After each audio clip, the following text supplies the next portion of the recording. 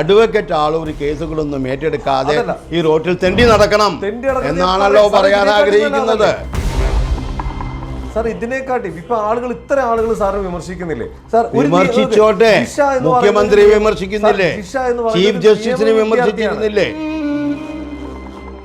ഒറ്റക്കൈയുള്ള ഒരാള് വളരെ മൃഗീയമായിട്ട് കൊന്നുവന്ന് പോലീസും പ്രോസിക്യൂഷനും അന്ന് വിധി എഴുതപ്പെട്ടതാണ്. സൗമ്യ വധക്കേസുമായി സാറിവിടെ വരുമ്പോൾ ഒരാളും വിചാരിക്കുന്നില്ല, സാറ് വന്നിട്ട് അത് ഏറ്റെടുക്കുന്നു. ഒരാള് എന്നെ സമീപിക്കുമ്പോൾ അയാൾ കുറ്റവാളിയാകുന്നത് വരെ നിരപരാധിയായിട്ടാണ് എൻ്റെ അടുത്തേക്ക് വരുന്നത്.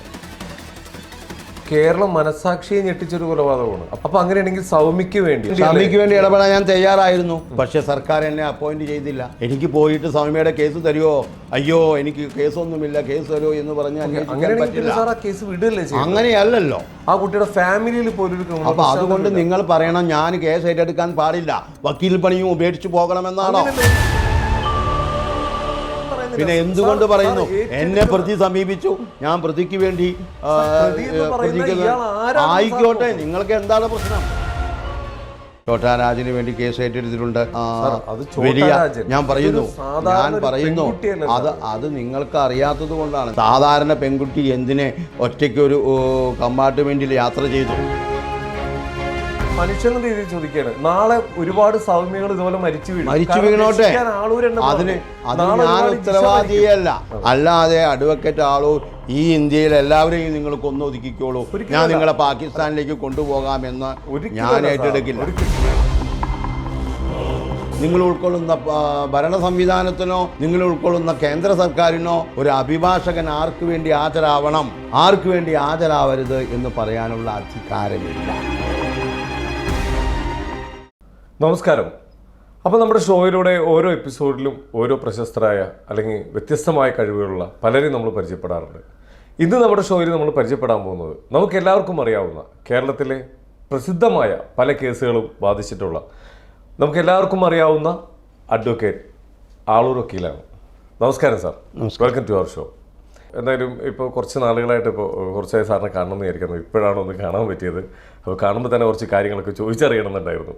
ഇപ്പോൾ ആദ്യം തന്നെ ഇപ്പോൾ നമുക്ക് ശ്രദ്ധ നേടിയേക്കുന്ന കേസുകൾ ഇങ്ങനെ ഓരോ ദിവസവും ഓരോ പ്രശ്നങ്ങൾ നമ്മുടെ നാട്ടിൽ നടന്നുകൊണ്ടിരിക്കുകയാണ്. ഇപ്പോഴത്തെ ഗ്രീഷ്മ ഷാരോൺ ആ ഒരു വധക്കേസുമായി ബന്ധപ്പെട്ടിട്ടുള്ള ആ ഒരു കേസ്, അതിനെക്കുറിച്ച് സാറിൻ്റെ അഭിപ്രായം എന്താണ്? ശരി, ഗ്രീഷ്മ വധക്കേസ് 2 വർഷങ്ങൾക്ക് മുമ്പ് നടക്കുമ്പോൾ അതിലെ ചെറിയ ചെറിയ കാര്യങ്ങൾ ഒരു അഭിഭാഷകൻ എന്ന നിലയിൽ ഞാൻ നോക്കിയിരുന്നു. അപ്പോൾ ആ കേസുമായി ബന്ധപ്പെട്ട് പോലീസിൻ്റെ അന്വേഷണം തൃപ്തികരമല്ലെന്നും പോലീസ് കൃത്യമായി അന്വേഷണം നടക്കാത്തത് കൊണ്ടാണ് ഈ പറയുന്ന ഗ്രീഷ്മയെ അന്നത്തെ കാലത്ത് അറസ്റ്റ് ചെയ്യാതിരുന്നത് എന്നുള്ള ഒരു ചിന്ത പോലും സമൂഹത്തിൻ്റെ ഇടയിലുണ്ടായിരുന്നു. അതിനുശേഷം ഷാരോൺ ഹോസ്പിറ്റലാവുകയും ഷാരോൺ വിഷം കഴിച്ചിട്ടാണ് ഹോസ്പിറ്റലായത് എന്ന് അവരുടെ അന്വേഷണത്തിൽ ബോധ്യപ്പെടുകയും ആ വിഷം എന്താണെന്ന് കണ്ടെത്താൻ സാധിക്കാതെ വരികയും അങ്ങനെ ഷാരോണിൻ്റെ സിറ്റുവേഷൻ വളരെ ഡിറ്റോറിയേറ്റഡ് ആവുകയും അതനുസരിച്ച് ഷാരോണിനെ കൊണ്ട് ഒരു മൊഴി മജിസ്ട്രേറ്റിന് മുന്നിൽ രേഖപ്പെടുത്തുകയും ചെയ്തു. അപ്പോൾ അവിടെ നിന്നാണ് അന്വേഷണം ഈ പറയുന്ന ഗ്രീഷ്മയിലേക്ക് വരുന്നത്. അപ്പോൾ കഷായത്തിൽ ഈ പറയുന്ന രീതിയിലുള്ള വിഷാംശം ചേർത്ത് കൊടുത്തുകൊണ്ട് ആ കഷായത്തിൽ ചേർക്കാനായിട്ടുള്ള ബാക്ക്ഗ്രൗണ്ട് എന്താണെന്ന് പോലീസ് അന്വേഷിച്ച് ചെന്നപ്പോൾ ഗ്രീഷ്മയും ഷാരോണും തമ്മിൽ വളരെ അടുപ്പത്തിലായിരുന്നു. അവർ വിവാഹം കഴിക്കാൻ ആഗ്രഹിച്ചിരുന്നു. പക്ഷേ ഗ്രീഷ്മയ്ക്ക് മറ്റൊരു കാമുകൻ അല്ലെങ്കിൽ മറ്റൊരു വ്യക്തി വിവാഹിതനാകുന്നുണ്ട്, അതൊരു മിലിറ്ററി ഓഫീസറാണ് എന്നൊക്കെ മനസ്സിലാക്കുകയും അപ്പോൾ എങ്ങനെയെങ്കിലും ഈ ഷാരോനെ ഒഴിവാക്കണമെന്ന് ഗ്രീഷ്മ തീരുമാനിക്കുകയും ആ സിറ്റുവേഷൻ അവർ മുതലെടുത്തുകൊണ്ട് ആ പശ്ചാത്തലത്തിൻ്റെ പരിസമാപ്തിയാണ് ഈ പറയുന്ന ഷാരോൺ വധക്കേസ്. കേസിൽ അറസ്റ്റ് ചെയ്തതിന് ശേഷം ഈ കേസുമായി ബന്ധപ്പെട്ട് അവരുടെ അമ്മാവൻ എൻ്റെ ഒരു സുഹൃത്തിനെ ബന്ധപ്പെട്ടിരുന്നു. ഈ പറയുന്ന ഗ്രീഷ്മയുടെ അമ്മാവൻ, ഇപ്പോൾ ശിക്ഷിച്ച അമ്മാവൻ. കാരണം തമിഴ്നാട്ടുകാരനായതുകൊണ്ടും എൻ്റെ സുഹൃത്ത് തമിഴ്നാട്ടുകാരനായതുകൊണ്ടും അവർക്ക് ഈ കേസിൽ എങ്ങനെയും ഗ്രീഷ്മയെ പുറത്തിറക്കണം, അതുപോലെ തന്നെ കേസ് തമിഴ്നാട്ടിലേക്ക് മാറ്റണം, അതിന് സുപ്രീം കോടതിയിൽ അപേക്ഷ കൊടുക്കണം, ഈ കാര്യങ്ങളുമായി ബന്ധപ്പെട്ടിട്ടാണ്. അങ്ങനെ അത് നടക്കാതെ വന്നപ്പോൾ ഈ കേസ് നടത്താനായിട്ട് എൻ്റെ സുഹൃത്തിനോട് പറഞ്ഞു. എൻ്റെ സുഹൃത്ത് എന്നെ വിളിച്ചിരുന്നു. ഞാൻ പറഞ്ഞു നമുക്ക് കേസ് നടത്താവുന്നതാണ്, പക്ഷേ നമ്മളൊരു അഭിഭാഷകൻ എന്ന നിലയ്ക്ക് കേസ് ഏറ്റെടുക്കുമ്പോൾ നിങ്ങൾക്കറിയാവുന്നതാണ്, അതിനുള്ള ചിലവുകൾ വരും, ഫീസ് തരണം. അങ്ങനെ അതുമായി ബന്ധപ്പെട്ടിട്ടും മറ്റു ചില സമ്മർദ്ദങ്ങൾക്ക് വഴങ്ങിയിട്ടും ഒരു പക്ഷേ ആ കേസ് എൻ്റെ അടുത്തേക്ക് വന്നില്ല. പിന്നെ കേസ് മുന്നോട്ട് പോയതിനു ശേഷം ഗ്രീഷ്മക്കെതിരെ വിചാരണ ആരംഭിക്കുന്നു. പക്ഷേ വിചാരണ ആരംഭിക്കുന്നതിനേക്കാൾ മുൻപ് ഹൈക്കോടതി ജാമ്യം അനുവദിക്കുന്നു. അങ്ങനെ കേസ് മുന്നോട്ട് പോകുന്നു.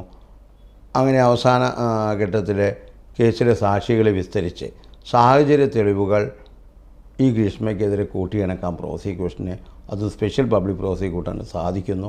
അതനുസരിച്ച് കോടതി ഇവളെ കുറ്റവാളിയാണ് എന്ന് കണ്ടെത്തുന്നു. അതുപോലെ തന്നെ അമ്മ കുറ്റവാളിയല്ല, അമ്മാവൻ തെളിവ് നശിപ്പിക്കുന്നതിൽ കുറ്റവാളിയാണ് എന്നും കോടതി കണ്ടെത്തുന്നു. അതിനുശേഷമാണ് ഈ ചർച്ചകളിലേക്ക് കടക്കുന്നത്. ഗ്രീഷ്മയ്ക്ക് ഏറ്റവും വലിയ ശിക്ഷ കൊടുക്കണമോ? ഗ്രീഷ്മ ചെയ്തത് അത്രയും വലിയ കുറ്റമാണോ? അപൂർവങ്ങളിൽ അത്യപൂർവമായ ഒരു കൊലയാണോ നടത്തിയിരിക്കുന്നത്? പ്രോസിക്യൂഷൻ്റെ ഭാഗത്തു നിന്ന് 100% അങ്ങനെ ഒരു വാദം കൊണ്ടുവരും. അതിനാണ് in general aggravating circumstances of the prosecution. അവർക്ക് അനുകൂലമായ എല്ലാ തെളിവുകളും അവർ നിരത്തി ഇങ്ങനെ ഒരു കൊലപാതകം നമ്മൾ ഒരുപക്ഷെ കേട്ടിട്ട് പോലുമില്ല, ഒരാളുടെ സ്നേഹം അല്ലെങ്കിൽ ഒരാളുടെ പ്രേമം അല്ലെങ്കിൽ ഒരാളുടെ വിശ്വാസം, അതാണ് കൊല ചെയ്യപ്പെട്ടത്. അപ്പോൾ അതുകൊണ്ട് ഏറ്റവും കൂടുതൽ ശിക്ഷ വേണം എന്നാണ്. സാഹചര്യ തെളിവുകളുള്ള കേസുകളിൽ അതേ ഡിഫൻസിനെ ഈ ഗ്രീഷ്മയ്ക്ക് മിറ്റിഗേറ്റിംഗ് സർക്കംസ്റ്റാൻസ് എന്താണ്, തനിക്ക് അനുകൂലമായിട്ടുള്ള സാഹചര്യങ്ങൾ എന്താണ് എന്ന് കാണിക്കാനായിട്ട് അതിൽ പ്രധാനപ്പെട്ടത് വയസ്സൊന്നാണ്, 2 മുൻ കുറ്റകൃത്യങ്ങളില്ല, 3 ചെയ്തതൊക്കെ സാഹചര്യ തെളിവുകളുടെ അടിസ്ഥാനത്തിലാണ്. പിന്നെ ഒരു എക്സ്ട്രാ ജുഡീഷ്യൽ കൺഫെഷൻ ഇവർ നടത്തിയിട്ടുണ്ട്, അത് വളരെ വീക്കായിട്ടുള്ള എവിഡൻസാണ്. അതുപോലെ തന്നെ ഒരു ഡൈൻ ഡിക്ലറേഷൻ ഈ ഷാരോൺ നടത്തിയിട്ടുണ്ട്, അതിൽ ഈ പറയുന്ന കുട്ടിയുടെ പേരും വന്നിട്ടില്ല. അപ്പോൾ ഈ സാഹചര്യങ്ങളൊക്കെ മിറ്റിഗേറ്റിംഗ് ആണ്. ആ സാഹചര്യങ്ങൾ കൂടി കണക്കിലെടുത്തുകൊണ്ടായിരിക്കണം വിധി പറയാൻ. അപ്പോൾ അതും അവർക്ക് കൊണ്ടുവരാൻ സാധിക്കും. ഈ 2 കാര്യങ്ങളും വെച്ചുകൊണ്ട് ബഹുമാനപ്പെട്ട കോടതി ഏറ്റവും വലിയ ശിക്ഷയായ ഡെത്ത് പെനാൽറ്റി അവാർഡ് ചെയ്തു. Now question before the court. Prosecution ഒരുപാട് വാദങ്ങൾ ഉന്നയിക്കും, ഡിഫൻസും ഒരുപാട് വാദങ്ങൾ ഉന്നയിക്കും. 2023 ബഹുമാനപ്പെട്ട സുപ്രീം കോടതി ഒരു വിധി പാസ്സാക്കിയിട്ടുണ്ട്. ഡെത്ത് പെനാൽറ്റി കൊടുക്കുന്നതിനേക്കാൾ മുൻപ് പ്രതിയുടെ എല്ലാ ബാക്ക്ഗ്രൗണ്ടും, പ്രതിയെക്കുറിച്ചുള്ള എല്ലാ കാര്യങ്ങളും അന്വേഷണ വിധേയമായി, പരിവർത്തനത്തിന് സാധ്യതയുണ്ടോ എന്ന് അന്വേഷണ വിധേയമായി, ഇത് ഒരു അത്യപൂർവമായ കേസാണോ എന്ന് അന്വേഷണ വിധേയമായി ഒരു റിപ്പോർട്ട് ആവശ്യപ്പെടണമായിരുന്നു. കാരണം ആലുവ കേസിലും അത് നടന്നതാണ്, ജിഷ മർഡർ കേസിൽ ഹൈക്കോടതി അത് ചെയ്തതാണ്. അപ്പോൾ അങ്ങനെ ഒരു റിപ്പോർട്ട് തേടാനായിട്ട് ബഹുമാന്യനായ ജഡ്ജ് തയ്യാറായോ അല്ലെങ്കിൽ റിപ്പോർട്ട് തേടിയിരുന്നോ? That is a one question. ഈ കേസിൽ അത്യപൂർവമായ കേസായി കണക്കാക്കി ഇതിൽ ഡെത്ത് പെനാൽറ്റി കൊടുക്കണമോ? രണ്ടാമത്തെ ചോദ്യം. പക്ഷേ ബഹുമാനപ്പെട്ട സുപ്രീം കോടതി പറയുന്നത് സാഹചര്യ തെളിവുകളുള്ള കേസുകളിലെ ഒരിക്കലും ഏറ്റവും വലിയ ശിക്ഷ കൊടുക്കാൻ സാധിക്കില്ല. നിങ്ങൾക്കറിയാം, ഇതേ സമയം തന്നെ ഇതേ ദിവസം തന്നെ കൽക്കട്ടയിലെ ഒരു ഡോക്ടറെ ബലാത്സംഗം ചെയ്ത് കൊന്ന കേസിൽ ഐ വിറ്റ്നസ് ഉണ്ടായിട്ട് പോലും ഒരു ജീവപര്യന്തം മാത്രമേ കൊടുത്തിട്ടുള്ളൂ. അപ്പോൾ ഇവിടെ ചർച്ചയാകുന്നത് ജനങ്ങളുടെ മുന്നിൽ ഇത്തരം കേസുകളിൽ എന്തുകൊണ്ട് ഡെത്ത് പെനാൽറ്റി കൊടുക്കുന്നു, അതിൻ്റെ പിന്നിലെ ഛേദോവികാരം എന്താണ്? അത് പ്രോസിക്യൂഷൻ പറഞ്ഞതുകൊണ്ടാണോ അല്ലെങ്കിൽ ഡിഫൻസ് ഒന്നും പറയാതിരുന്നത് കൊണ്ടാണോ? ഈ കാര്യങ്ങളാണ് നമ്മൾ വീണ്ടും ചർച്ചയിലേക്ക് കൊണ്ടുവരേണ്ടത്. അപ്പോൾ ഒരു അഭിഭാഷകൻ എന്ന നിലയിൽ ഞാൻ ഒരുപാട് കേസുകൾ നടത്തിയിട്ടുണ്ട്. എനിക്ക് ഒരുപാട് കേസുകൾ ഡെത്ത് പെനാൽറ്റി അവാർഡ് ചെയ്തിട്ടുണ്ട്. അതൊന്നുകിൽ ഹൈക്കോടതിയിൽ പോകുമ്പോഴോ ബഹുമാന്യ സുപ്രീം കോടതിയിൽ പോകുമ്പോഴോ അത് മാറ്റി മറയപ്പെട്ടിട്ടുണ്ട്. ഇപ്പോൾ നിങ്ങൾക്കറിയാം, സൗമ്യ മർഡർ കേസ് ഏറ്റവും വലിയ കേസാണ് കേരളത്തിലെ. ആ കേസിൽ നോക്കൂ, എന്തുമാത്രം ആരോപണങ്ങളാണ് സർക്കാരും പൊതുജനങ്ങളും രാഷ്ട്രീയക്കാരും ഒരു ഭാഗത്തു നിന്നുകൊണ്ട് അഡ്വക്കേറ്റ് ആളുകളിനെതിരെ കൊണ്ടുവന്നത്. വധശിക്ഷയ്ക്ക് വിധിച്ച ആൾക്ക് പിന്നെ എങ്ങനെ രക്ഷപ്പെടാൻ സാധിക്കും? ഹൈക്കോടതി അത് കൺഫേം ചെയ്തു. സുപ്രീം കോടതിയിൽ പോയപ്പോൾ വധശിക്ഷ റദ്ദു ചെയ്യുക മാത്രമല്ല, കൊലപാതകമോ നരഹത്യയോ തെളിയിക്കാൻ പ്രോസിക്യൂഷന് കഴിഞ്ഞില്ല എന്ന് കോടതി കണ്ടെത്തുകയും ആ ആ ശിക്ഷയിൽ വെറും 7 വർഷം മാത്രം അടിച്ചു പരിക്കേൽപ്പിച്ചു എന്നുള്ള തെളിവുള്ളത് കൊണ്ട് മാത്രം അത് സ്വീകരിച്ചുകൊണ്ട് 7 വർഷം ശിക്ഷയാണ്. പിന്നെ ബലാത്സംഗം ചെയ്തു എന്നുള്ള കാര്യങ്ങളിൽ ഇടപെടാൻ കോടതി തയ്യാറായില്ല. അതുകൊണ്ട് ജീവപര്യന്തം നിലനിൽക്കുകയും ചെയ്തു. അപ്പോൾ ഞാൻ പറയാൻ ആഗ്രഹിക്കുന്നത്, പ്രോസിക്യൂഷൻ ശക്തമാണെങ്കിൽ, എല്ലാ തെളിവുകളും ശക്തമായി കൊണ്ടുവരികയാണെങ്കിൽ സുപ്രീം കോടതി വരെ ഈ കേസ് ഗ്രീഷ്മയ്ക്കെതിരെ നിലനിൽക്കും. പക്ഷേ ഗ്രീഷ്മയുടെ കേസിൽ നമ്മളൊരു അവലോകനം ചെയ്യുകയാണെങ്കിൽ, നാളുവഴികൾ പരിശോധിക്കുകയാണെങ്കിൽ തീർച്ചയായിട്ടും ഈ കേസ് പ്രതിക്കെതിരെ നിലനിൽക്കുക പോലുമില്ല എന്ന് വിശ്വസിക്കുന്ന അഭിഭാഷകനാണ് ഞാൻ. ഇപ്പോൾ ഈ ഗ്രീഷ്മ കേസിൽ ഇപ്പോൾ സാറിപ്പോൾ പറയുമ്പോൾ സാറിന് മുമ്പത്തെ കേസ് ഹിസ്റ്ററിയൊക്കെ എടുക്കുമ്പോഴും സാറിന് തന്നെ അറിയാം, നമുക്ക് എല്ലാവർക്കും അറിയാം, വളരെ വിവാദമായ തീരുമാനങ്ങൾ എടുത്തിട്ടുള്ള ഒരാളാണ് സാർ. പലപ്പോഴും സൗമ്യ കേസാണെങ്കിലും ജിഷ കേസാണെങ്കിലും ദുരഭിമാനം ഒരു എന്താ പറയുക 3 പേരുടെ കുരുതി അതുമായി ബന്ധപ്പെട്ടതാണെങ്കിലും എടുത്തേക്കുന്ന തീരുമാനങ്ങളിലെല്ലാം വൻ വിവാദങ്ങളുണ്ടായിരിക്കുന്നത്. എന്തുകൊണ്ട് ആരും എടുക്കാൻ അല്ലെങ്കിൽ മനസ്സിൽ പോലും ചിന്തിക്കാൻ തയ്യാറാവാത്ത കാര്യത്തിലാണ് സാറിൻ്റെ തീരുമാനം മാറ്റി സാറോട് എത്തുന്നത്. ഏറ്റവും വലിയൊരു കാര്യം സൗമ്യ വധക്കേസുമായി സാറോട് വരുമ്പോൾ ഒരാളും വിചാരിക്കുന്നില്ല സാറ് വന്നിട്ട് അത് ഏറ്റെടുക്കുന്നു. ഇങ്ങനെ ഒരു മലയാളി വന്നിട്ട് അത് ഏറ്റെടുക്കുന്നു. എല്ലാവരും വിചാരിക്കുന്നത് ബോംബെ ബേസ്ഡായിട്ടുള്ള ഈ യാചകരുടെ സംഘടനകൾ, അതിൻ്റെ മുകളിലിരിക്കുന്ന പൈസക്കാരായിട്ടുള്ള ആളുകളുടെ ഒരു ഗ്യാങ് കൂടെ വരുന്നു. അവർ ഇങ്ങനെയൊക്കെയായിരുന്നു കിംവദന്തി ഉണ്ടായിരുന്നത്. പക്ഷെ അപ്പോഴാണ് സാറ് വന്നിട്ട് ഇത് വാദിക്കുന്നത്. സാർ, കേരള മനസ്സാക്ഷിയെ മൊത്തം ഞെട്ടിച്ചൊരു ഒരു വലിയൊരു എന്താ പറയുക, ഒരു സാധാരണക്കാരി ഒരു കുട്ടി ഒബ്രോൺ മാളിൽ ഇവിടെ ജോലി ചെയ്യുന്നു. വീട്ടിലേക്ക് പോയിക്കൊണ്ടിരിക്കുമ്പോൾ ഒരു ഒറ്റക്കൈയുള്ള ഒരാൾ വളരെ മൃഗീയമായിട്ട് കൊന്നുവന്ന് പോലീസും പ്രോസിക്യൂഷനും അന്ന് വിധി എഴുതപ്പെട്ടതാണ്. അപ്പോഴാണ് സാറ് വന്നിട്ട് അതിലേക്ക് ഇടപെടുകയും അദ്ദേഹത്തിനെ ആ വധശിക്ഷയിൽ നിന്ന് സാറ് ഇറക്കുകയും ചെയ്യുന്നത്. സാർ ഒരിക്കൽ പോലും ചിന്തിക്കാത്ത എന്താ, ചിലപ്പോൾ ഇവരെല്ലാം ഇത്രയും ആളുകൾ ചുറ്റും നിന്ന് പറയുന്നുണ്ടെങ്കിൽ അത് ശരിയാണ്, പിന്നെ ഞാൻ എന്തിനതിൽ ഇടപെടണമെന്ന് ചിന്തിക്കാത്ത എന്താ? നോക്കൂ, ഒരു അഭിഭാഷകൻ അയാൾക്ക് 2 റോളാണുള്ളത്. ഒന്നുകിൽ പ്രോസിക്യൂഷനോടൊപ്പം നിൽക്കുക, അല്ലെങ്കിൽ പ്രതിയോടൊപ്പം നിൽക്കുക. ഇരയ്ക്കൊപ്പമോ വേട്ടക്കാരനൊപ്പമോ. ഇവിടെയുള്ള എല്ലാ പ്രൈവറ്റ് അഭിഭാഷകരും സാധാരണഗതിയിൽ വേട്ടക്കാരനോടൊപ്പം നിൽക്കുന്നതാണ്. ക്രിമിനൽ ലോയേഴ്സ്, സിവിൽ ലോയേഴ്സിൻ്റെ കാര്യത്തിൽ ഒരു പ്ലെയിൻറ്റിഫ് ആൻഡ് ഡിഫെൻഡൻറ്റ്. അപ്പോൾ വേട്ടക്കാരനോടൊപ്പം നിൽക്കുന്ന ഒരു അഭിഭാഷകനെ ഒരിക്കലും വാദിഭാഗം കാണാനോ കേൾക്കാനോ സാധിക്കില്ല. വേട്ടക്കാരനെ സംരക്ഷിക്കുക എന്നുള്ളത്, പ്രതിയെ സംരക്ഷിക്കുക എന്നുള്ള ചുമതലയാണ് അയാളിൽ നിക്ഷിപ്തമായിരിക്കുന്നത്. അതിനുവേണ്ടിയാണ് അയാൾ പ്രൊഫഷണൽ ഫീസ് തുക ഈ പറയുന്ന പ്രതിയിൽ നിന്ന് വാങ്ങുന്നത്. അത് വേട്ടക്കാരനല്ലേ സാർ? അതെ, അപ്പോഴും അയാൾ വേട്ടയാടിയ ആളാണ്. ആ വേട്ടയാടിയ ആളാണ്. പക്ഷേ അത് പൂർണ്ണമായി വിശ്വസിച്ചുകൊണ്ടാണ് വേട്ടക്കാർക്കൊപ്പം പ്രതിഭാഗം അഭിഭാഷകർ നിൽക്കുന്നത്.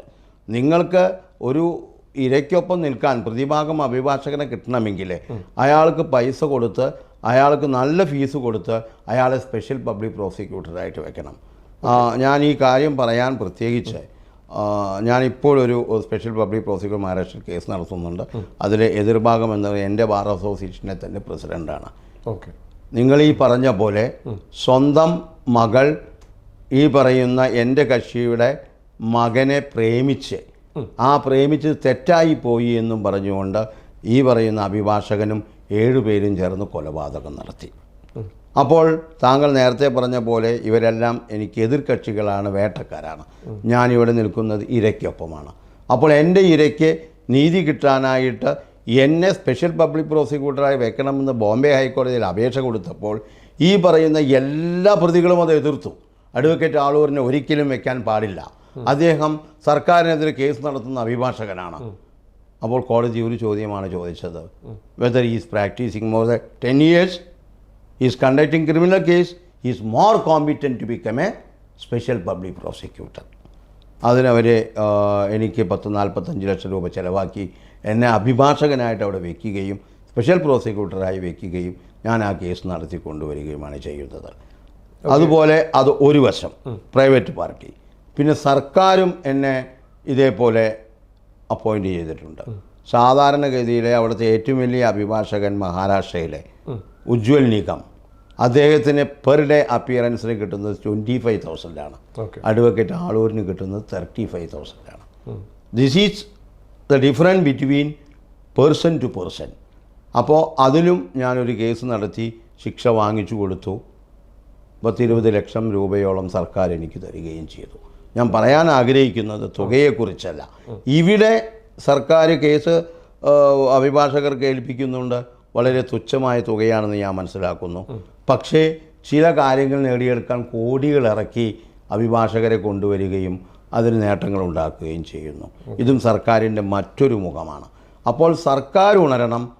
കേന്ദ്ര സർക്കാരായാലും CBI കേസുകളിലെ, സംസ്ഥാന സർക്കാരായാലും എല്ലാ ക്രൈംബ്രാഞ്ച് അടക്കമുള്ള ലോക്കൽ പോലീസിൻ്റെ കേസുകളിലെ അവർ ഉണർന്നു വന്നുകൊണ്ട് അവർ നല്ല അഭിഭാഷകർ, ഈവൻ അഡ്വക്കേറ്റ് ആളൂരിനെ വെച്ചാലും അവർക്ക് നല്ല പ്രോസിക്യൂഷൻ ചെയ്യാൻ ഒരു വക്കീൽ എന്ന നിലയിൽ ഞാൻ മുന്നോട്ടുണ്ടാകും.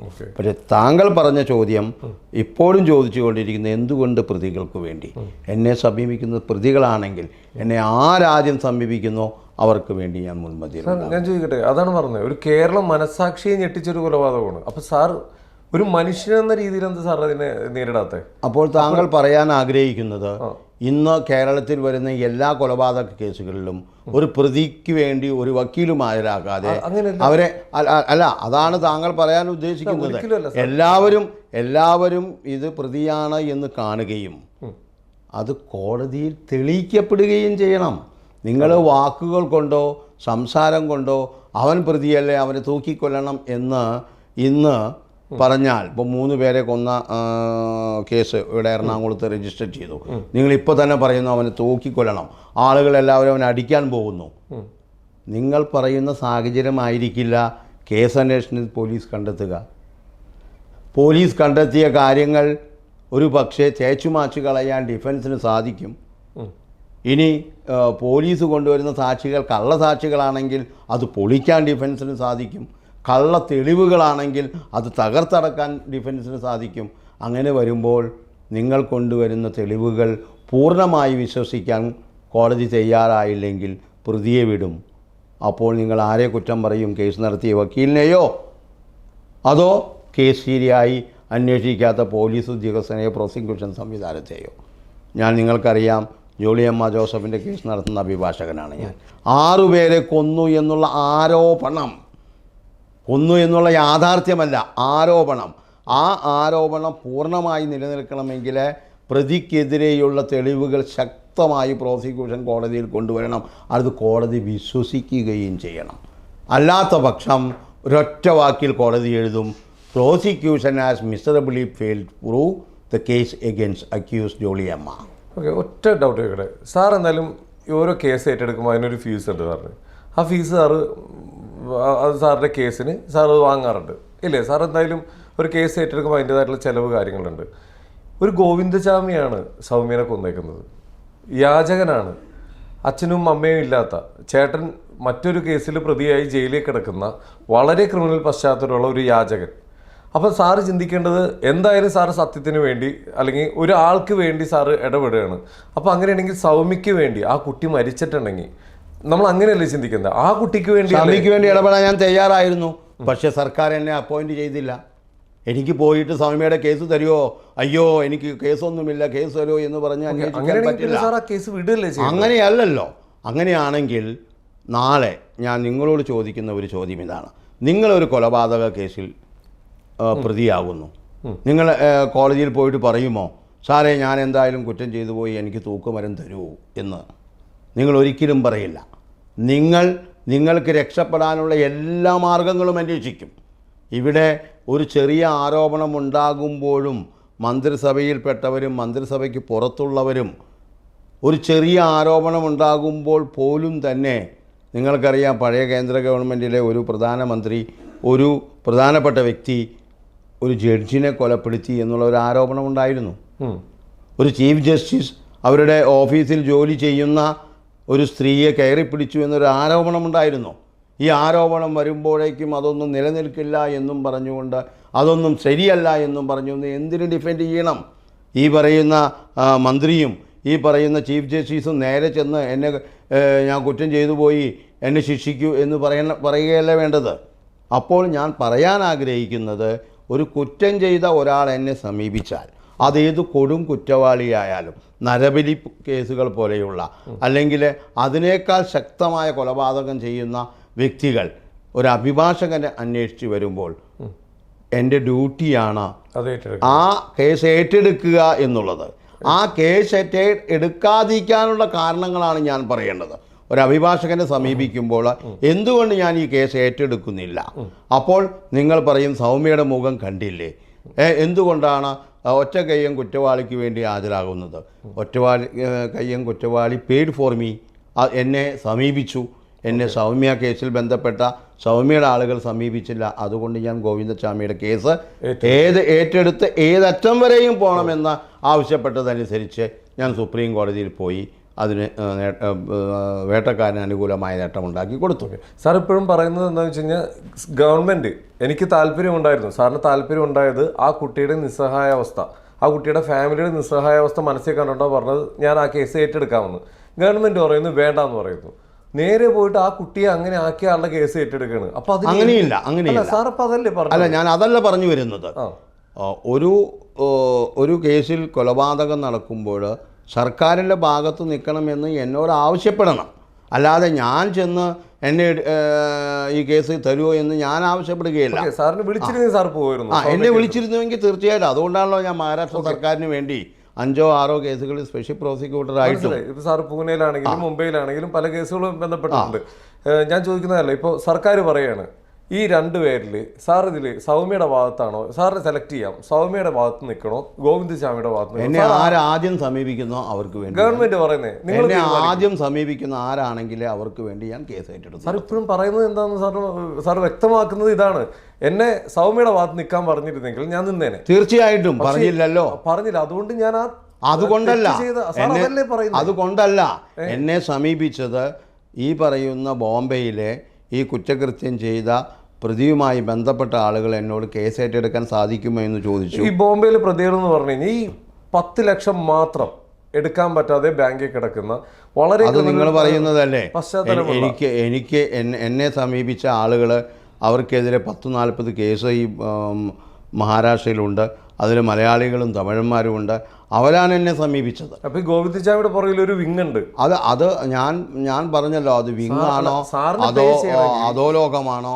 കേസ് ഏറ്റെടുക്കണം, അവസാനം വരെ കേസ് ഏറ്റെടുക്കണമെന്ന് പറഞ്ഞാൽ അവർ കൊണ്ടുവരുന്ന സോഴ്സ് എന്താണെന്നോ? ഞാൻ ഛോട്ടാരാജിന് വേണ്ടി കേസ് ഏറ്റെടുത്തിട്ടുണ്ട്. ഈ പറയുന്ന ഞാൻ പറയുന്നു അത് നിങ്ങൾക്ക് അറിയാത്തത് കൊണ്ടാണ്, നിങ്ങൾ അതിൻ്റെ ബാക്ക്ഗ്രൗണ്ട് അന്വേഷിച്ച് പോകാത്തത് കൊണ്ടാണ്. സാധാരണ പെൺകുട്ടി എന്തിനെ ഒറ്റയ്ക്കൊരു കമ്പാർട്ട്മെന്റിൽ യാത്ര ചെയ്തു? നിങ്ങൾ ഇതൊക്കെ ചോദിക്കുമ്പോൾ ഇതൊക്കെ ചോദിക്കണം. അതൊന്നും നിങ്ങൾ പറയുന്നത് നിങ്ങളുടെ ഭാഗം സത്യമാക്കാൻ വേണ്ടി. ഒരിക്കലും ഇപ്പൊ ആ പെൺകുട്ടി സ്ഥിരം ആ കുട്ടിക്ക് ഒരു ക്രിമിനൽ പശ്ചാത്തലവും ഇല്ല, ആ കുട്ടിയുടെ ഫാമിലിയിൽ പോലും ഒരു ക്രിമിനൽ. അപ്പൊ അതുകൊണ്ട് നിങ്ങൾ പറയണം ഞാൻ കേസ് ഏറ്റെടുക്കാൻ പാടില്ല, വക്കീൽ പണിയും ഉപേക്ഷിച്ചു പോകണമെന്നാണോ? ഒരിക്കലും പറയുന്നില്ല. പിന്നെ എന്തുകൊണ്ട് പറയുന്നു? എന്നെ പ്രതി സമീപിച്ചു, ഞാൻ പ്രതിക്ക് വേണ്ടി ആയിക്കോട്ടെ. നിങ്ങൾക്ക് എന്താണ് പ്രശ്നം? നിങ്ങളൊരു ഇന്റർവ്യൂ എന്നെ എടുക്കാൻ വന്നിട്ട് പ്രതിയുടെ വീട്ടിൽ കിടന്നുറങ്ങുന്ന ആളായിരുന്നോ നിങ്ങൾ എന്ന് ചോദിക്കുന്ന ഒരു അർത്ഥവുമില്ല. എന്നെ സംബന്ധിച്ചിടത്തോളം എൻ്റെ അടുത്തേക്ക് ഒരു പ്രതി എത്ര വലിയ കുറ്റവാളിയാണെങ്കിലും അവൻ്റെ ബാക്ക്ഗ്രൗണ്ട് അന്വേഷിച്ചോ അവൻ്റെ പശ്ചാത്തലം അന്വേഷിച്ചോ ഞാൻ പോകില്ല. എനിക്കെൻ്റെ ഫീസ് തന്നാൽ അവൻ ചെയ്ത കുറ്റത്തിൽ അവനെ രക്ഷിക്കാൻ ഞാൻ ശ്രമിക്കും. അതാണ് എൻ്റെ അഭിഭാഷകൻ എന്ന നിലയിലുള്ള ഉത്തരവാദിത്വം. ഇതിൽ വേറെ ഒന്നുമില്ല. ഇപ്പം നമുക്കിപ്പോൾ ഞാൻ പറയാം സാർ, നേരത്തെ ഞാൻ പല ഇൻ്റർവ്യൂവിലും പലരും സാറിനോട് ചോദിക്കുന്ന പോലെ നമുക്ക് വേണ്ടപ്പെട്ട ഒരാൾക്ക് ഇത് പറ്റിയാലും സാർ ഇതേ നിലപാട് തന്നെയാണ് എടുക്കുക. ഞാൻ പറയാൻ ആഗ്രഹിക്കുന്ന നേരത്തെയും ഇതിന് ഉത്തരം തന്നു കഴിഞ്ഞു. എന്നെ ഒരു പ്രതി വന്ന് സമീപിച്ച് ഇന്നാളെ കൊലപാതകം നടത്തിയ, മുഖ്യമന്ത്രിയെ കൊലപാതകം നടത്തിയ, പ്രധാനമന്ത്രിയെ കൊലപാതകം നടത്തിയ ആളാണ് ഞാൻ എന്ന് പറഞ്ഞ് എന്നെ സമീപിക്കുമ്പോൾ എനിക്ക് ആ പ്രധാനമന്ത്രിയുമായിട്ടോ ആ മുഖ്യമന്ത്രിയുമായിട്ടോ അല്ലെങ്കിൽ ആ വ്യക്തിയുമായിട്ടോ ബന്ധമുണ്ടെങ്കിൽ ഞാൻ പറയും ഈ കേസ് എനിക്ക് ഏറ്റെടുത്ത് നടത്താൻ സാധിക്കില്ല എന്ന്. അതിനുള്ള വ്യക്തമായ കാരണം പറയണം. അല്ലെങ്കിൽ you are suppose to accept the brief. അല്ലെങ്കിൽ ഞാൻ പറയും ഈ കേസിലൊന്നും നിലനിൽക്കില്ല, ഇത് കള്ളക്കേസാണ്, ഈ കേസ് ഞാൻ ഏറ്റെടുത്തിരിക്കുന്നു, ഇതിൽ നിങ്ങളെ നിയമപരമായിട്ട് ഞാൻ ഇറക്കിത്തരാം.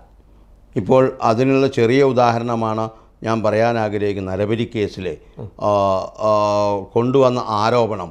കൊന്നു എന്ന് മാത്രമല്ല, നരബലിക്ക് ശേഷം നരഹത്യ നടത്തി എന്ന് മാത്രമല്ല അവരുടെ ശരീരഭാഗങ്ങൾ ഭക്ഷിച്ചു എന്നാണ്, പാകം ചെയ്ത് ഭക്ഷിച്ചു എന്നാണ്.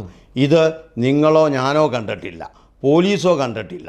അന്വേഷണ വിധേയമായി അതിനെ ആ ഒരു വഴിയിലേക്ക് എത്തിക്കുന്നു. പക്ഷേ എൻ്റെ പ്രതികൾ പറയുന്നു ഇതൊക്കെ 100% കളവാണ് എന്ന്.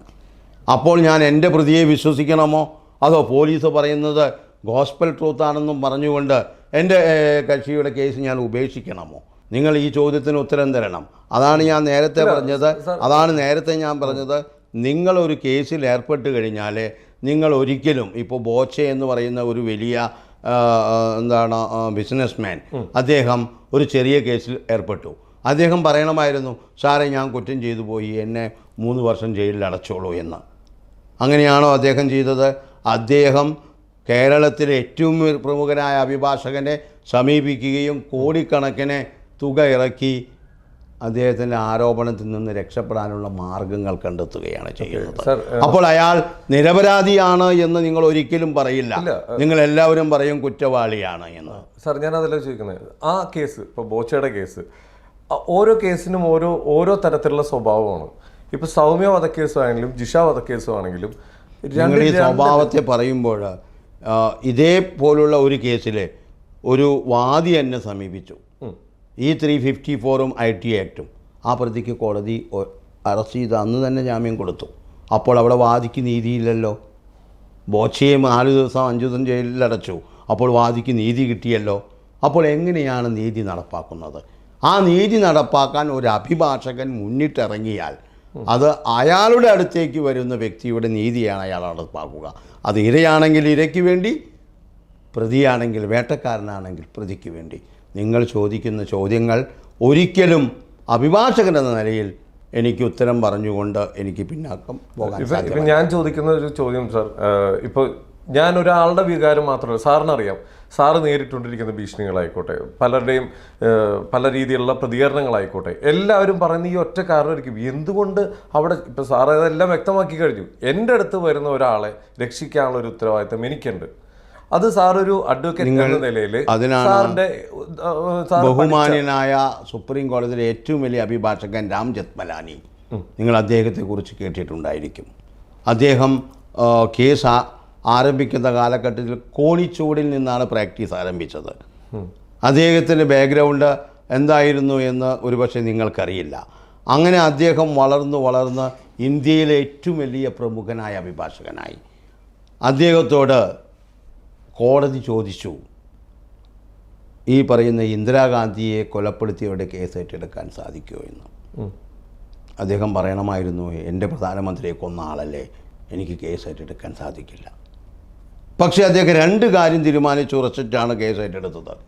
ഒന്ന്, ഇത്രയും വലിയ കേസിൽ പ്രതിക്ക് വേണ്ടി ഹാജരാകുന്നു, ഭീഷണികൾ ഒരുപാടുണ്ടാകാം. 2, കോടതി കേസ് ഏറ്റെടുക്കാൻ പറയുന്നു. അത് ഒരു അഭിഭാഷകനോടല്ലാതെ മറ്റൊരാളോട് പറയാൻ എങ്ങനെ സാധിക്കും? അപ്പോൾ അതിനുശേഷം രാജീവ് ഗാന്ധിയെ കൊന്ന കേസിലും അദ്ദേഹം പ്രതികൾക്ക് വേണ്ടി ഹാജരായി. വളരെ പ്രമാദമായ പല കേസുകളിലും അദ്ദേഹം പ്രതികൾക്ക് വേണ്ടി ഹാജരായി. അതുകൊണ്ട് അയാൾ ഈ ലോകത്തെ ഏറ്റവും നാണം കെട്ട വക്കീലാണ്, ഏറ്റവും മോശപ്പെട്ട വക്കീലാണ്. നിങ്ങൾ വിമർശിച്ചാൽ അതേ വിമർശനം എന്നിലേക്കും നിങ്ങൾ കൈ ചൂണ്ടും. അപ്പോൾ അതുകൊണ്ട് ഞാനൊരു അഭിഭാഷകനായിരത്തോളം കാലം, ഞാനൊരു ക്രിമിനൽ അഭിഭാഷകനായിരത്തോളം കാലം എനിക്ക് എൻ്റെ മുന്നിൽ വരുന്ന എല്ലാ ക്രിമിനലുകൾക്കും നിയമപരമായി സംരക്ഷണം നൽകാൻ ഞാൻ ബാധ്യസ്ഥനാണ്. ഓക്കെ, ഒരു സെക്കൻഡ് നമ്മൾ തെറ്റ് ചെയ്തിട്ടില്ല, എന്നിട്ട് ഞാനിത് അനുഭവിച്ചുകൊണ്ടിരിക്കുകയാണെന്ന് തോന്നിക്കുന്ന അല്ലെങ്കിൽ എനിക്കൊരു നീതി വേണമെന്ന് തോന്നുന്ന ഒരാളുടെ വികാരമാണ് ഞാൻ ചോദിച്ചത്. ഇപ്പോൾ ഈ അടുത്ത കാലത്ത് നമുക്കിതിൽ ഇപ്പോൾ പറയുമ്പോൾ സാറിനെതിരെയും കുറച്ച് ആരോപണങ്ങൾ, ഒരു കേസൊക്കെ വന്നിട്ടുണ്ട്, തോക്ക് ചൂണ്ടിയൊരു കേസ് വന്നിട്ടുണ്ട്, ഒരു സ്ത്രീക്കെതിരെ ആരോപണം കൊടുത്തൊരു കേസ് വന്നിട്ടുണ്ട്. ഈ കേസ് വരുമ്പോൾ ഓപ്പോസിറ്റ് സൈഡ് ഒരു ആളൂർ വക്കീലിനെ പോലത്തെ ഒരാൾ വന്നു കഴിഞ്ഞാൽ സാറിൻ്റെ അവസ്ഥ എന്തായിരിക്കും? നോക്കൂ, അതാണ് ഞാൻ പറയുന്നത്. അതിനാണ് ഞാൻ നേരത്തെ ഒരു ഉത്തരം പറയാൻ ആഗ്രഹിച്ചത്. ഏറ്റവും വലിയ ആപ്തവാക്യം എന്താണ്? 1000 കുറ്റവാളികൾ ശിക്ഷിക്കപ്പെട്ടാലും ഒരു നിരപരാധി പോലും ശിക്ഷിക്കപ്പെടരുത്. കുറ്റവാളികൾ ശിക്ഷിക്കപ്പെട്ടോട്ടെ, പക്ഷെ നിരപരാധി പാടില്ല. എനിക്കെതിരെ കൊണ്ടുവന്ന ആരോപണങ്ങൾ എന്താണ് എന്ന് ഞാൻ പൂർണ്ണമായി വിശ്വസിക്കുകയും ഞാൻ നിരപരാധിയാണെന്ന് ഞാൻ 101% വിശ്വസിക്കുകയും ചെയ്യുന്നത് കൊണ്ടാണ് ഞാൻ എൻ്റെ കേസിനെ ഡിഫെൻഡ് ചെയ്യുന്നത്. അത് ഓരോ വ്യക്തികളുടെയും സ്വാതന്ത്ര്യമാണ്. അപ്പോൾ താങ്കൾ പറയാൻ ആഗ്രഹിക്കുന്ന ഒരു സത്യം, ചില കേസുകളിൽ ഒരു നിരപരാധിയെ ശിക്ഷിക്കുന്നു. ഒരു അഭിഭാഷകൻ എന്ന നിലയിൽ എനിക്ക് ആ നിരപരാധിയെ രക്ഷിക്കാൻ സാധിക്കുന്നില്ല. നിങ്ങൾ പറയുന്നത് കുറ്റവാളികളെ മാത്രം ശിക്ഷിച്ചോട്ടെ, നിരപരാധിയെ ശിക്ഷിക്കണമെന്നാണോ? അല്ല. അങ്ങനെ ഒരു നിരപരാധിയെ ഈ പറയുന്ന പോലീസ് സംവിധാനവും പ്രോസിക്യൂഷൻ സംവിധാനവും തെളിവുകൾ നിരത്തി ശിക്ഷിക്കുന്നു. അപ്പോൾ നിങ്ങൾ ആരുടെ കൂടെ നിൽക്കും? പ്രോസിക്യൂഷൻ്റെ കൂടെ നിൽക്കുമോ? അല്ലെങ്കിൽ കൂടെ നിൽക്കണം. അപ്പോൾ ഞാൻ ഒരാൾ എന്നെ സമീപിക്കുമ്പോൾ അയാൾ കുറ്റവാളിയാകുന്നത് വരെ നിരപരാധിയാണ്. നിരപരാധിയായിട്ടാണ് എൻ്റെ അടുത്തേക്ക് വരുന്നത്. അപ്പോൾ ആ നിരപരാധിത്വത്തിൽ നിന്നുകൊണ്ട് ഒരു അഭിഭാഷകൻ എന്ന നിലയിൽ ഞാൻ മുന്നോട്ട് പോകും. തെളിവുകൾ എതിരാണെങ്കിൽ ശിക്ഷ ലഭിക്കും. അതിലെ ലൂപ്പുകളിലൂടെ കിടന്നു കയറി പ്രതിയെ രക്ഷിക്കും. ഇതൊക്കെയാണ് ഈ പറയുന്ന ഡിഫൻസ് ലോയർ എന്ന നിലയിൽ അഡ്വക്കേറ്റ് ബി ആളൂർ അടക്കമുള്ള അഭിഭാഷകർ ചെയ്തു വരുന്നത്. സാർ, ഇപ്പോൾ അങ്ങയുടെ ആ ഒരു ഇതിൽ അങ്ങ് ചെയ്യുന്ന ആ തൊഴിലിൽ അല്ലെങ്കിൽ അങ്ങ് ചെയ്തൊരു സേവനമായിട്ട് നമുക്ക് അത് കാണാം. അതിൽ നമ്മളൊക്കെ ഭയങ്കരമായിട്ട് സാറിന് അതിലെ കഴിവ് കണ്ടിട്ട് ഞെട്ടിയ ആൾക്കാരാണ് നമ്മൾ. കാരണം സാറ് ഒരു കോടതി വരെ വധശിക്ഷയ്ക്ക് വിധിച്ച ഒരാളെയാണ് സാർ അതിൽ നിന്ന് ഇറക്കിക്കൊണ്ടുന്നത്. അത്രയും കഴിവുള്ള ഒരാളാണ്. നമ്മളെല്ലാവരും ചിന്തിക്കുന്നത് ഇത് ഒരു സൈഡിൽ ഒരു ആളൊരു അതിനാണ് ഞാൻ നിങ്ങളോട് വീണ്ടും വീണ്ടും വീണ്ടും ആവർത്തിച്ച് പറയുന്നത്. എൻ്റെ കഴിവുകൾ നിങ്ങൾക്ക് ആവശ്യമാണെങ്കിൽ നിങ്ങൾ സർക്കാർ സംവിധാനത്തിൽ നിന്നുകൊണ്ട് എന്നെ വിളിക്കണം. എൻ്റെ കഴിവുകൾ വേട്ടക്കാരനാണ് ആവശ്യമെങ്കിൽ അവർ പൈസ ചിലവാക്കി എന്നെ വിളിക്കും. ഓക്കെ. അപ്പോൾ എന്നെ ആദ്യം, ഞാൻ നേരത്തെ പറഞ്ഞു, ആദ്യം ആര് വിളിക്കുന്നോ? പ്രോസിക്യൂഷൻ വിളിക്കുന്നോ, ഞാൻ അവർക്കൊപ്പം ഉണ്ടായിരിക്കും. പ്രതി വിളിക്കുന്നോ, പ്രതിക്കൊപ്പം ഉണ്ടായിരിക്കും. ഇനി ഈ രണ്ടുപേരും വിളിക്കുന്നില്ലെങ്കിൽ, ഗ്രീഷ്മ കേസിനെ പോലെ രണ്ടുപേരും വിളിക്കുന്നില്ലെങ്കിൽ ഞാനൊരു സാധാ സ്പെക്ടേറ്ററായിട്ട് ഇവിടെ ഉണ്ടാകും. സാർ, ഒറ്റ കാര്യം, ഇപ്പോൾ സാറ് പറഞ്ഞു പ്രതി വിളിക്കുകയാണെങ്കിൽ ഞാൻ പ്രതിക്ക് കൂടെ ഉണ്ടാവുന്നു. പ്രതിക്ക് വേണ്ടിയും സാറ് വാദിക്കും, പ്രതിയാണെങ്കിലും സാറ് വാദിക്കും. തീർച്ചയായിട്ടും. അപ്പോൾ ഒരു നിരപരാധിക്ക് എതിരെയാണ് സാറ് നിൽക്കുന്നത്. പൈസ തന്നു എന്ന് പറഞ്ഞ ഒരു പ്രതിക്ക് വേണ്ടി സാർ. അപ്പോൾ ഞാൻ എന്താണ് നിങ്ങളുടെ അഭിപ്രായത്തിൽ, നിങ്ങളുടെ ഇന്റർവ്യൂ കഴിയുമ്പോൾ ഞാൻ എൻ്റെ വക്കീൽ പണി നിർത്തി പോകണം? സാർ, ഞാൻ ചോദിക്കുന്നത് അപ്പോൾ അതുകൊണ്ടാണ് ഞാൻ പറയുന്നത്, എന്നെ ആദ്യം ആര് സമീപിക്കുന്നുവോ എൻ്റെ കഴിവ് ഞാൻ അവർക്ക് വേണ്ടി ഉപയോഗിക്കും. അത് ഇരയാകട്ടെ വേട്ടക്കാരനാകട്ടെ. കള്ള കേസ് കൊടുത്ത് ഒരു പ്രതിക്കെതിരെ കേസ് നടത്തണമെന്ന് പറഞ്ഞാൽ എൻ്റെ ഒരു കക്ഷി പറഞ്ഞു, ആളൂരിന് ശിക്ഷിക്കാൻ സാധിക്കുമെങ്കിൽ അവരെ ശിക്ഷിക്കാനും സാധിക്കും. അത് സാധിക്കണം സാർ. അപ്പോൾ സാധിക്കാനായിട്ട് നിങ്ങൾ എന്നെ സമീപിക്കണം. നിങ്ങൾ ഇന്റർവ്യൂവിലെ ചോദ്യങ്ങൾ മാത്രം ചോദിച്ചിട്ട് കാര്യമില്ല. ഒരു മനുഷ്യൻ എന്ന രീതിയിൽ ചോദിക്കുകയാണ്. നാളെ ഒരുപാട് സൗമ്യകൾ ഇതുപോലെ മരിച്ചു വീണോട്ടെ. അതിന് ഞാൻ ഉത്തരവാദിയല്ല. അതാണ് ഞാൻ താങ്കളോട് പറയാൻ ആഗ്രഹിക്കുന്നത്. താങ്കളോട് പോയൊരു കൊലപാതകം ചെയ്തു വരൂ, ഞാൻ നിങ്ങളെ രക്ഷിക്കാം.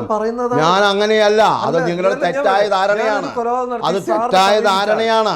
നിങ്ങൾ എന്നെ സമീപിക്കുന്നത് കൊലപാതകത്തിന് ശേഷമാണ്, നിങ്ങൾ ചെയ്ത കുറ്റത്തിന് ശേഷമാണ്. അല്ലാതെ അഡ്വക്കേറ്റ് ആളൂർ ഈ ഇന്ത്യയിൽ എല്ലാവരെയും നിങ്ങൾ കൊന്നൊതുക്കിക്കോളൂ, ഞാൻ നിങ്ങളെ പാകിസ്ഥാനിലേക്ക് കൊണ്ടുപോകാമെന്ന് ഞാൻ ഏറ്റെടുക്കില്ല. അപ്പോൾ ഞാൻ പറയാൻ ആഗ്രഹിക്കുന്നത്, ഒരാൾ കുറ്റം ചെയ്തതിന് ശേഷം കുറ്റം ചെയ്തു എന്നുള്ള പൂർണ്ണ ബോധ്യമുള്ള ആള് നിയമപരമായി രക്ഷപ്പെടാനാണ് വരുന്നത്. അല്ലാതെ തീർച്ചയായിട്ടും ആയിക്കോട്ടെ, അതിന് നിങ്ങൾക്ക് എന്താണ് പ്രശ്നം? എന്നെ സമീപിക്കുന്നവരെ രക്ഷിക്കുന്ന എന്ന ഉത്തരവാദിത്തമാണ്. അത് നിങ്ങൾക്ക് എന്നിൽ നിന്ന് എടുത്തു കളയാൻ ഒരു അഭിഭാഷകൻ നിലയിൽ സാധ്യമല്ല. അല്ലെങ്കിൽ നിങ്ങൾ എന്ത് ചെയ്യണം? ഇന്ത്യയിലെ എല്ലാ കോടതികളും നിർത്തിവെക്കണം, നിങ്ങളെ എല്ലാ സംവിധാനങ്ങളും നിർത്തിവെക്കണം. ഒരു രാജ്യഭരണം ഇന്ത്യയിൽ വന്നാൽ നിങ്ങളീ പറയുന്നത് പോലെ ഈ പണികളെല്ലാം നിർത്തിവെക്കേണ്ടി വരും. ഈ സിസ്റ്റത്തിൽ നിന്നുകൊണ്ട്, ഈ സംവിധാനത്തിൽ നിന്നുകൊണ്ട് ഈ പറയുന്ന ഏതോ ഒരു വ്യക്തി കുറ്റം ചെയ്താൽ അത് തെളിയിക്കേണ്ടത് സംസ്ഥാന സർക്കാരിൻ്റെയും പ്രോസിക്യൂഷൻ്റെയും ഉത്തരവാദിത്വമാണ്.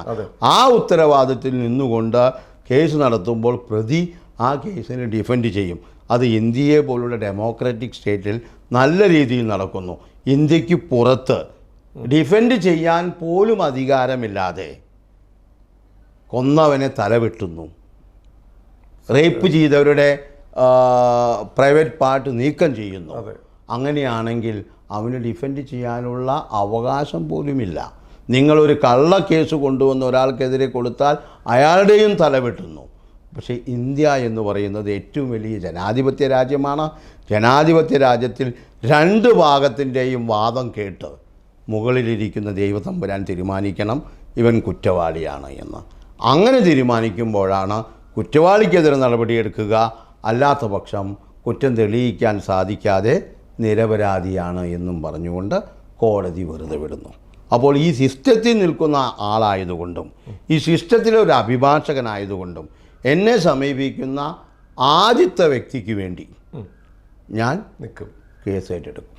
എൻ്റെ സീനിയറായിരുന്ന വളരെ പ്രശസ്തനായ വടക്കാഞ്ചേരിയിലെ അഭിഭാഷകൻ എൻ്റെ ഓഫീസിൽ വന്ന മറ്റൊരു ജൂനിയറോട് നമുക്കൊരു എവിക്ഷൻ സൂട്ട് ഫയൽ ചെയ്യണം, നമ്മുടെ പ്രോപ്പർട്ടിയിൽ ഒരു ചേച്ചി കയറിയിട്ട് ഇറങ്ങുന്നില്ല.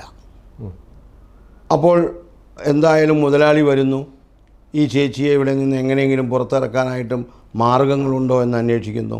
അപ്പോൾ വക്കീൽ പറയുന്നു, സീനിയർ വക്കീൽ പറയുന്നു, നമുക്ക് എവിക്ഷൻ സൂട്ട് ഫയൽ ചെയ്യാമെന്ന്. ജൂനിയർ ഒരു ചോദ്യം ചോദിച്ചു, അയ്യോ സാറേ, ഓപ്പോസിറ്റ് പാർട്ടീനെ നമ്മൾ പുറത്തിറക്കി അവരെവിടെ പോകും?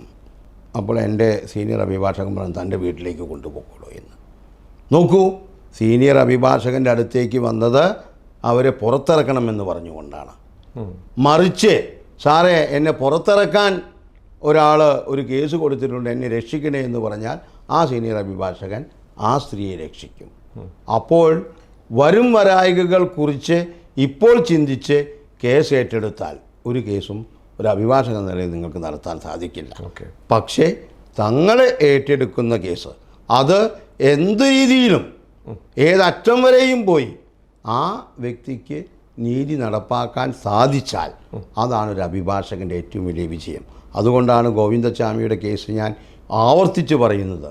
കീഴ്ക്കോടതി മുതൽ, മജിസ്ട്രേറ്റ് കോടതി മുതൽ, സെഷൻ കോടതി മുതൽ, ഹൈക്കോടതി മുതൽ സുപ്രീം കോടതി വരെ എന്നെ വിശ്വസിച്ച എൻ്റെ ഏക കക്ഷി. സാധാരണ ഒരു കേസിൽ തോറ്റു കഴിഞ്ഞാൽ അടുത്ത വക്കീലിൻ്റെ അടുത്തേക്ക് പോകും. തോൽക്കുന്ന കേസുകൾ എൻ്റെ അടുത്തേക്കും വരുന്നുണ്ട്. അപ്പോൾ ഞാൻ പറയാൻ ആഗ്രഹിക്കുന്നത്, പൂർണ്ണമായി വിശ്വസിച്ചുകൊണ്ട് എൻ്റെ അടുത്തേക്ക് വരുന്ന ആളുകളുടെ വിശ്വാസത്തെ ഞാൻ ഒരിക്കലും ഭംഗം വരുത്തുകയില്ല. ഓക്കെ, എന്തായാലും അവരിപ്പോൾ ഈ പറഞ്ഞ ഗോവിന്ദസ്വാമിയുടെ കേസിലൊക്കെ സാറിൻ്റെ കഴിവിനെ വിശ്വസിച്ചിട്ട് ഇത്രയും നാളായിട്ട് നിൽക്കുന്നവർ, അവർക്കറിയാം സാർ ഇറക്കി കൊടുക്കുന്നു. ഇതേപോലെ തന്നെ ഓരോ കേസുകൾ ഇപ്പം നമ്മുടെ നാട്ടിൽ വരുമ്പോൾ സാർ ഞാൻ പറയുന്നത്, ഈ കഴിവ് നമുക്കെല്ലാവരും നമ്മൾ ആഗ്രഹിക്കുന്ന ഒരാൾക്ക് അതിന് നിങ്ങൾ മുന്നോട്ട് വരണം. നിങ്ങളുടെ സർക്കാർ സംവിധാനങ്ങൾ മുന്നോട്ട് വരണം. നിരപരാധി ആളുകൾ മുന്നോട്ട് വരണം. അപ്പോൾ അവർക്ക് ഒപ്പം ഞാൻ ഉണ്ടാകും. ഇനിയിപ്പോൾ ഈ കഴിവ് ഇപ്പം സാറിൻ്റെ അടുത്തേക്ക് വന്നില്ലെങ്കിൽ പോലും സാറിന് അതൊന്നും ഏറ്റെടുക്കാതിരുന്നൂടെ സാർ? ഇത്രയും അതാണല്ലോ ഞാൻ നേരത്തെ പറയുന്നത്. അതുകൊണ്ടാണ് ഞാൻ പറയുന്നത്, താങ്കൾ പറയാൻ ആഗ്രഹിക്കുന്ന ചോദ്യം ഇതാണ്, അഡ്വക്കേറ്റ് ആളൂർ കേസുകളൊന്നും ഏറ്റെടുക്കാതെ ഈ റോട്ടിൽ തെണ്ടി നടക്കണം എന്നാണല്ലോ പറയാൻ ആഗ്രഹിക്കുന്നത്.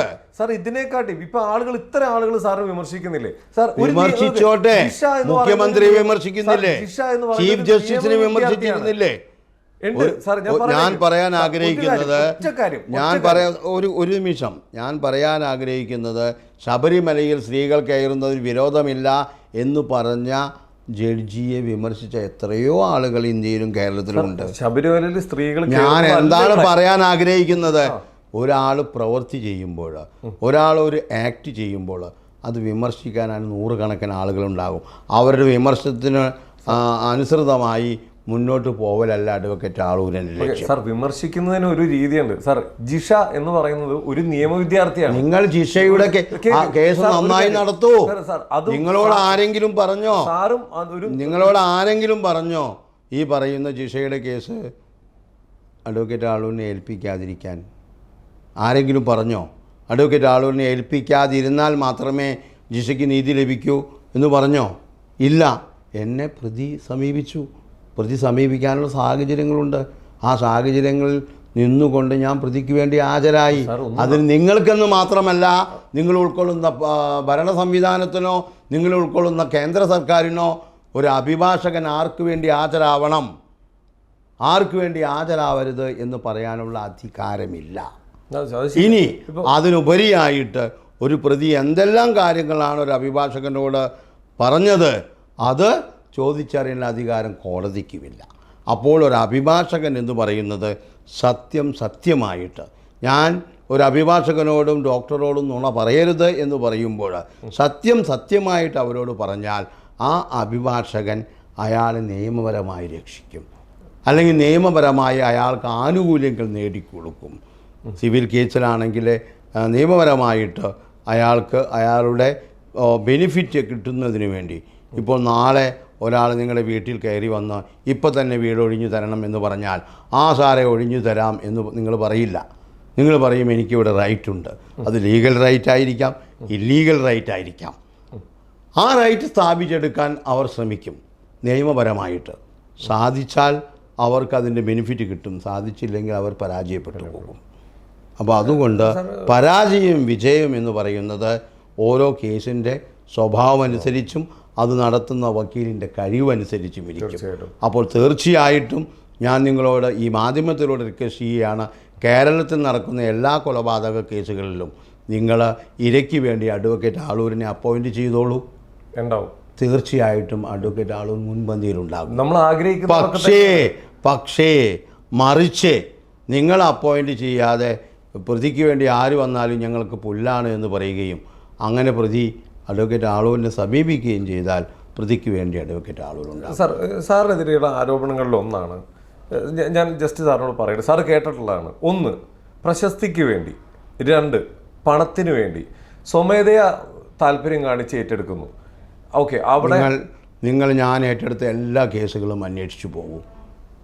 ഞാൻ ഇന്നേ വരെ എൻ്റെ ഇഷ്ടപ്രകാരം ഞാൻ സ്വമേധയാ ഒരു കേസും ഏറ്റെടുത്തിട്ടില്ല. ഇപ്പം എന്തായാലും ഇപ്പോൾ നമുക്ക് വർഷങ്ങളായിട്ട് ഇപ്പോൾ നമ്മുടെ സമൂഹത്തിൽ ഓരോ കേസ് നടക്കുന്നത് സാറിനോട് ഇങ്ങനെ നമ്മൾ അടുത്തിരിക്കുന്നവർ സംസാരിക്കുകയാണ്.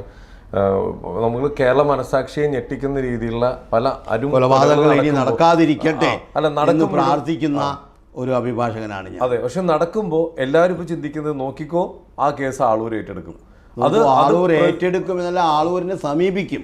നിങ്ങൾ ഏറ്റെടുക്കുമെന്ന് പറഞ്ഞാൽ ആളൂരിനെ സമീപിച്ചാൽ ഏറ്റെടുക്കും. അതായത് ഞാൻ ഏറ്റെടുക്കുമെന്ന കൊലപാതകം നടന്ന ഓടിച്ചെന്ന് പ്രതിയെ എനിക്ക് എൻ്റെ അടുത്തേക്ക് വന്നോളൂ എന്ന് ഞാൻ പറയില്ല. അല്ല, സമീപിക്കും.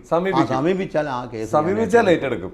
അപ്പം നമ്മൾ പറയുന്നതാണ്, ഇപ്പം വഴിയിൽ കിടക്കുന്ന ഒരു കുട്ടി, ആ കുട്ടിയെ തല്ലാൻ തോന്നിക്കഴിഞ്ഞാൽ, ആ കുട്ടിയെ തല്ലി പരിക്ക് വരുത്തിക്കഴിഞ്ഞാൽ എന്നെ രക്ഷിക്കാൻ ആളൂരുണ്ടെന്നൊരു തോന്നൽ ആളുകൾക്കുണ്ട്.